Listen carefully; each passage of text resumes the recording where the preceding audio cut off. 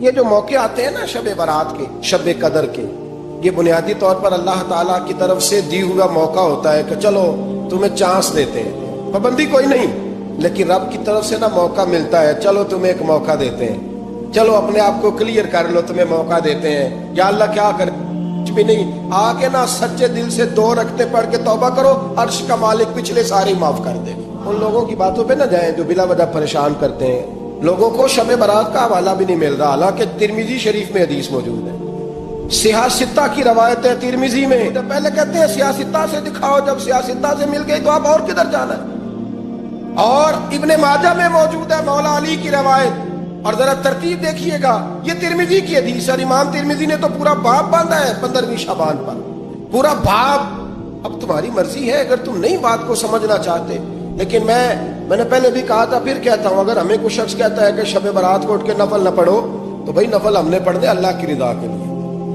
ہمیں کسی بندے سے ڈگری لینے کی ضرورت نہیں، نہ تو ہمارے اور رب کے درمیان معاذ اللہ کوئی وسیلہ ہے کہ تو کہے گا تو پڑھیں گے، جب دل کرے گا پڑھیں گے، اور جتنے دل کرے گا پڑھیں گے۔ ہم تو نفل کہہ رہے ہیں اس کو، ہم نے کب کہا ہے ضروری ہے تو عشاء پڑھ کے سو جائے، فجر تک سویا رہے، ہم اس کو گناہ گار نہیں کہہ رہے، لیکن یہ ضرور کہیں گے کہ گولڈن چانس مس کر دیا اس نے چانس مس کیا ہے، یہ تو اللہ کی رحمت کا موقع تھا۔ حضرت سیدہ عائشہ صدیقہ رضی اللہ تعالی عنہ ارشاد فرماتی ہیں کہ شعبان کی 15ویں رات تھی، یعنی شب برات کی رات، فرماتی ہیں شعبان کی 15ویں رات تھی، میں نے اچانک نظر ڈالی تو حضور میرے بستر میں تھے، پھر میری نظر پڑی تو حضور نہیں تھے، میرے دل میں گمان آیا، خیال آیا کہ شاید کسی اور زوجہ کی طرف حضور کا میلان تباہ ہو گیا ہو، وہاں تشریف لے گئے ہوں۔ فرماتی میں اٹھی باہر گئی تو نبی کریم علیہ السلام جنت البقیع میں تھے، قریب ایک جگہ پہ حضور دعائیں مانگ رہے تھے۔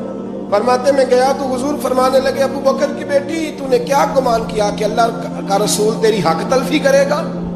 عرض کی حضور آپ مالک ہیں، کہیں اور جانا چاہیں تو میری طرف سے پابندی نہیں۔ کہتی ہے وہاں کھڑے کھڑے میرے رسول کریم نے بیان فرمایا، یہ ترمذی کے لفظ ہیں، حضور نے فرمایا عائشہ یہ شعبان کی 15ویں رات ہے، مدینے میں سب سے زیادہ بکریاں بنو کلب کا قبیلہ پالتا تھا، فرمایا آج کی رات بنو کلب کے قبیلے کی بکریوں کی تعداد کے مطابق اللہ میری امت کے لوگوں کی بخشش فرما دے گا۔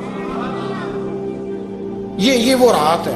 جناب عائشہ صدیقہ رضی اللہ تعالی عنہ نے بات رات کو سنی تنہائی میں نبی پاک سے، رات کو تنہائی میں حضور سے سنی، سویرے جناب عائشہ نے کل امت کو بتائی۔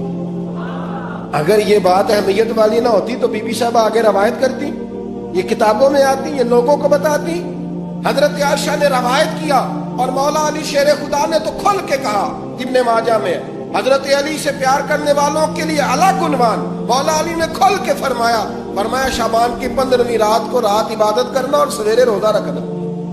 حضرت علی کے لفظ بائی نہیں سیاستہ میں، رات کو روز عبادت کرنا، دن کو روزہ رکھنا۔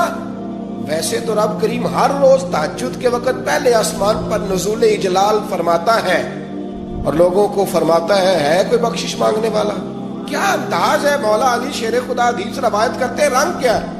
فرمایا باقی راتوں میں نا تھوڑا سا پیکج ہوتا ہے، تھوڑا سا آخری حصے میں رات کے شب برات کو نا رات چڑھتے ہی اللہ پہلے آسمان پر جو اس کی شان کے لائق ہے نزول اجلال فرماتا ہے، اور پہلا جملہ یہ فرماتا ہے کوئی معافی مانگنے والا؟ اللہ کرے آپ کو سمجھ آئے، یعنی معافی دینے والا کہہ رہا ہے چلو آؤ ادھر آؤ ذرا معافی مانگو، میں معاف کرنے آیا ہوں، مانگو معافی۔ ہے کوئی معافی مانگنے والا؟ معاف کر دیں گے۔ اور آپ فرماتے ہیں ہے کوئی رزق مانگنے والا؟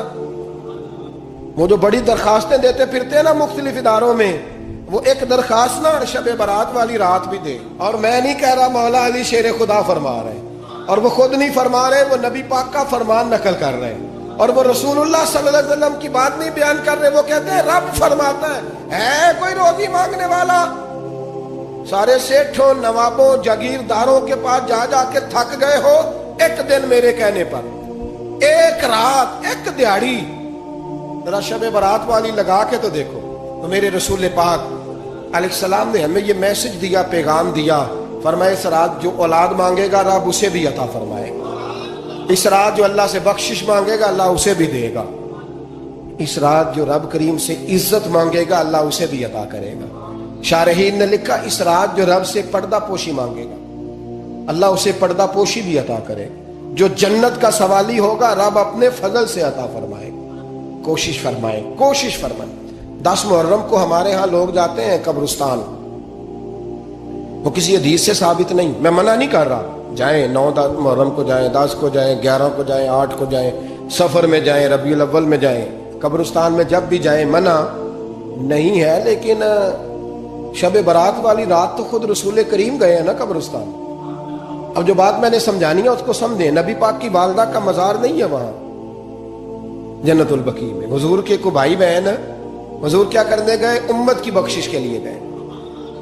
شب برات کی رات لالچی نہ بنے کہ صرف میں نے اپنے لیے روزی مانگنی ہے. کل امت کے لیے مانگے رب کریم سے, مانگے اپنے بھائی کے لیے, مانگے اپنی بہن کے لیے, مانگے اپنے بیٹے کے لیے, مانگے اپنی بیٹی کے لیے, مانگے اللہ کریم. یہ مانگنے کی رات ہے. پچھلی راتی رحمت رب دی کرے بلند آوازہ, بخشش منگن وارے کارن کھلا جے دروازہ. آئیں اللہ کی بارگاہ میں اس رات کو کھل کے دعا مانگے,